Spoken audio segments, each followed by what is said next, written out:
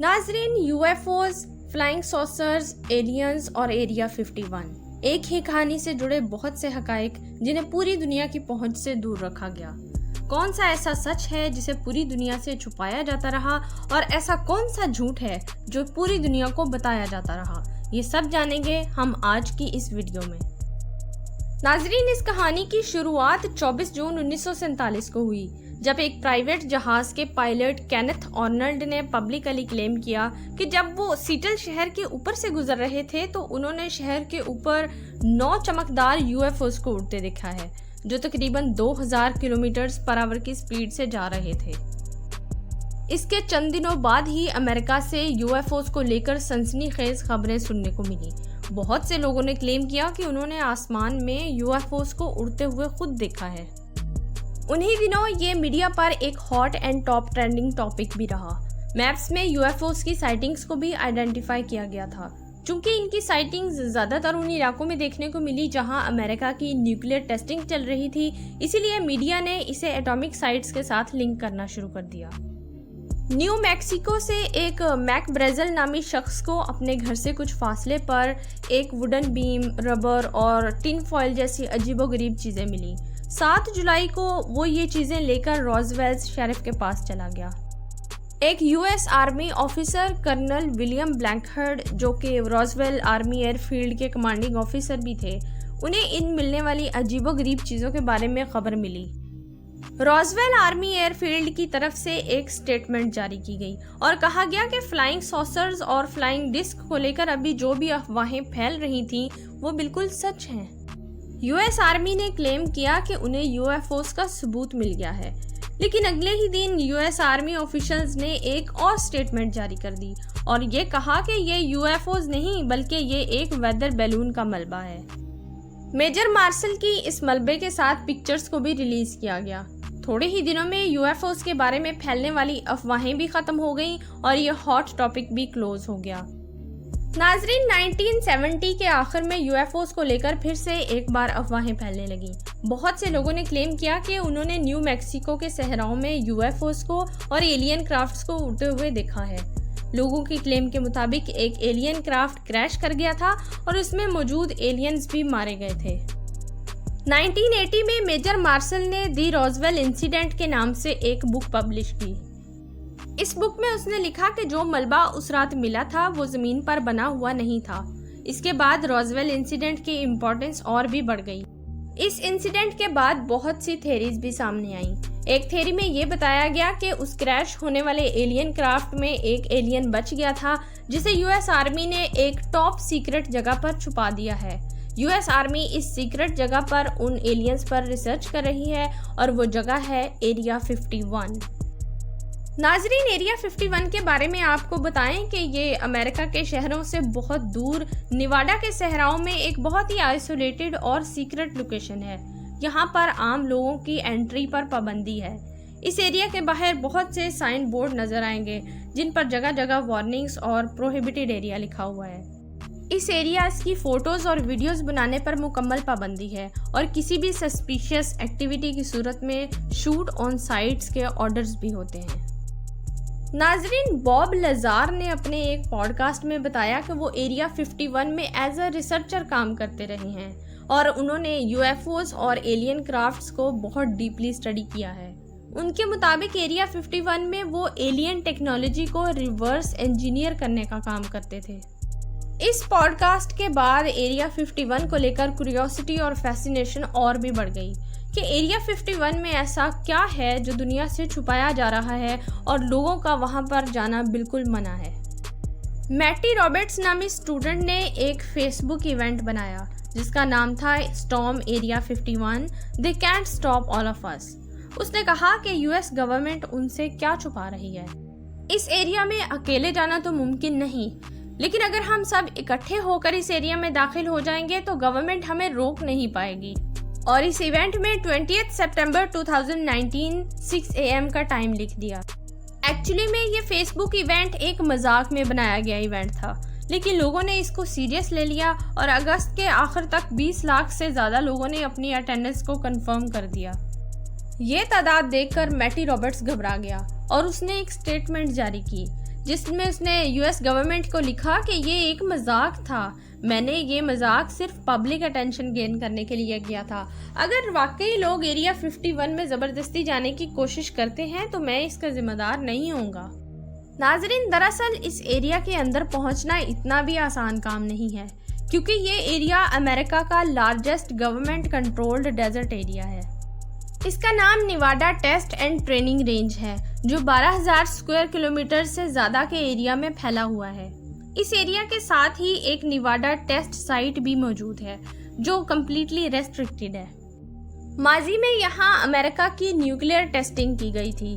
یہ تنہا صحراؤں میں پایا جانے والا گرم ترین علاقہ ہے جہاں ٹیمپریچر 40 ڈگری سے بھی زیادہ ہوتا ہے۔ 250 کلومیٹر لمبی ہائی وے اس ڈیزرٹ ایریا کے اندر سے گزرتی ہے جہاں پر کہیں پر بھی کوئی سٹیئنگ پوائنٹ یا سٹاپ ایریا نہیں ملتا۔ ناظرین، اس ٹاپ سیکرٹ ایریا کی کہانی شروع ہوتی ہے کولڈ وار سے، جب امریکہ اور سوویت یونین کے درمیان رائیولری شروع ہوئی تھی۔ اسے ایئر کرافٹس کی ٹیسٹنگ اور ڈیولپمنٹ فیسلٹی کے لیے ایک ہڈن بیس کے طور پر بنایا گیا تھا۔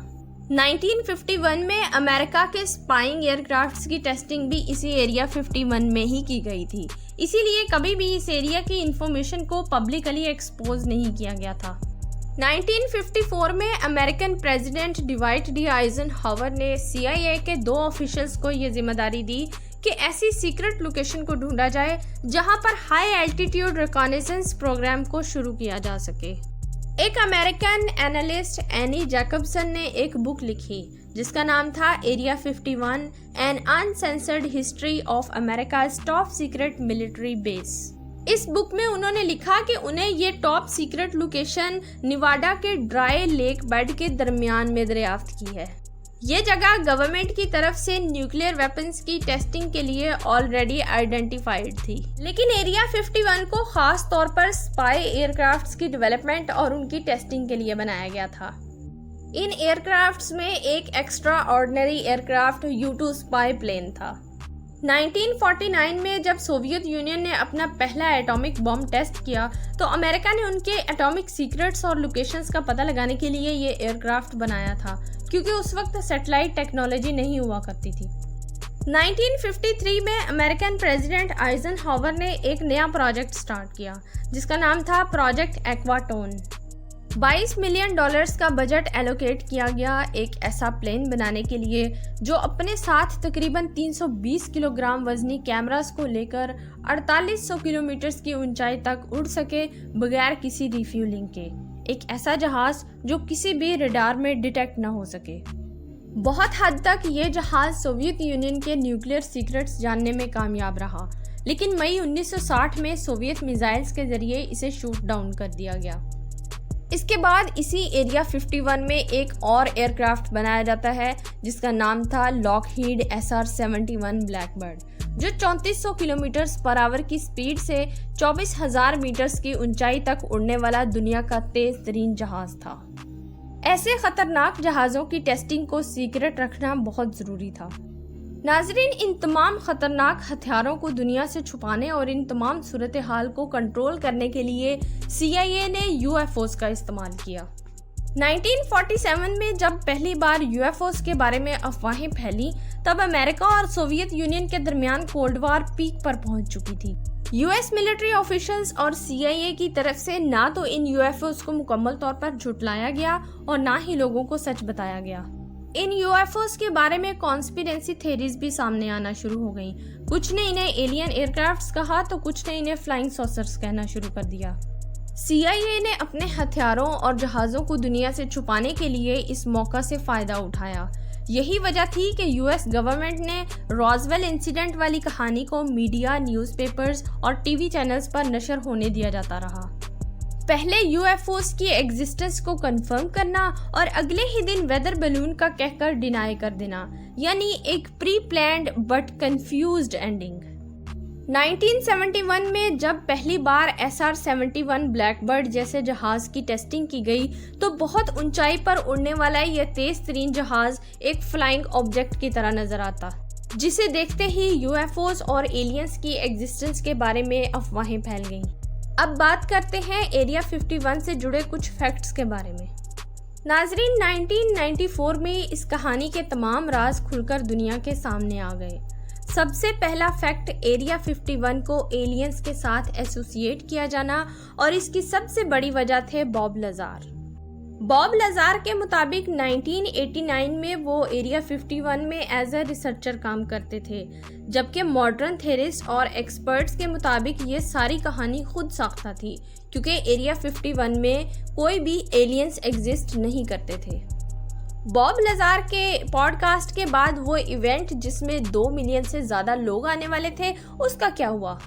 اس کے بارے میں بتائیں کہ ملٹری انفارمیشن کے مطابق اس ایریا تک پہنچنا اتنا آسان کام نہیں تھا۔ اس ایونٹ کے لیے 30,000 لوگوں کا جانا ہی ایکسپیکٹڈ تھا، لیکن ایکچولی میں صرف 6,000 لوگ ہی وہاں تک پہنچے تھے۔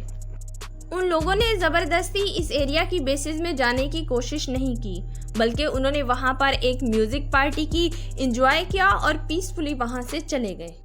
اگلا فیکٹ جو سامنے آیا وہ روزویل انسیڈنٹ کی کہانی تھی، جس میں یو ایس ملٹری نے بتایا کہ وہ ایک ویدر بیلون کا ملبہ تھا، لیکن 1994 میں یو ایس ایئر فورس نے بتایا کہ وہ دراصل ایک نیوکلیئر سرویلنس بیلون تھا، ایک ایسا بیلون جو سوویت یونین کی نیوکلیئر ٹیسٹنگ کی ساؤنڈز کو ڈیٹیکٹ کر سکے۔ ناظرین، ان تمام فیکٹس کے سامنے آ جانے کے بعد بھی یو ایف اوز کو لے کر کانسپیرنسی تھیریز پھیلتی رہیں، کیونکہ ان یو ایف اوز کے بارے میں یو ایس گورنمنٹ نے کئی بار اپنی سٹیٹمنٹس کو بدلا تھا، اس لیے لوگ کسی بھی بات پر مکمل طور پر یقین نہیں کرتے تھے۔ لیکن حقیقت یہی ہے کہ جب پہلی بار یو ایف اوز کو دیکھا گیا تو ان کی سائٹنگز انہی ایریا میں دیکھنے کو ملی جہاں پر نیوکلیئر ٹیسٹنگ ہوا کرتی تھی، اور 1994 میں یہ حقیقت کھل کر پوری دنیا کے سامنے بھی آ گئی۔ وہ بہت اونچائی پر تیز رفتار اڑنے والے فلائنگ سوسرز دراصل SR-71 بلیک برڈ جیسے تیز ترین جہاز تھے، جو کسی بھی ریڈار میں نہیں آتے تھے اور نہ ہی کیمراز میں ریکارڈ کیے جا سکے۔ 2021 تک CIA کی طرف سے تمام ڈی کلاسیفائیڈ ڈاکیومنٹس کو ریلیز کیا گیا، جس میں یو ایف اوز کی حقیقت، ان کی پلاننگز اور ان کا پرپس آف یوز کھل کر بتا دیا گیا۔ ناظرین، تمام تر حقائق سامنے آ جانے کے بعد آج بھی بہت سے لوگ ایریا 51 کو ایلینز کے ساتھ ایسوسیٹ کرتے ہیں۔ یہ ایریا آج ایلینز کی وجہ سے گلوبل فیسینیشن بن چکا ہے، اور نیواڈا اسٹیٹ میں یہ ٹورزم کا بہت بڑا ذریعہ بھی ہے۔ تو ناظرین، یہ تھے ایریا 51 کے کچھ ہڈن سیکرٹس۔ امید ہے کہ آپ کو یہ انفارمیشن اچھی لگی ہوگی۔ پلیز اس ویڈیو کو لائک اور شیئر کر دیجیے اور چینل کو سبسکرائب کر لیں تاکہ مزید آنے والی انفارمیٹیو ویڈیوز آپ تک بآسانی پہنچتی رہیں۔ اپنا خیال رکھیں اور مجھے دعاؤں میں یاد رکھیے۔ شکریہ۔